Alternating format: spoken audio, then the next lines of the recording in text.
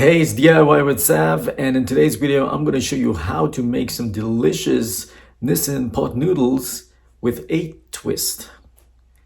So let's go and check it out.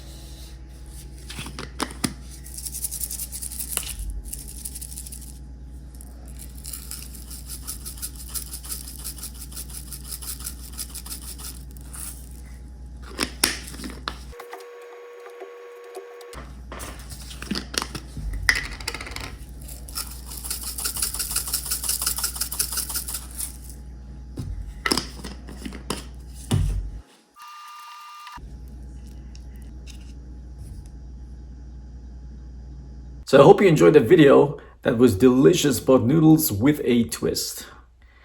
And if you found that video useful, make sure you subscribe to my channel. It's DIY with Sav. Until next time, you take care and hope to speak to you soon in my next video. Bye for now.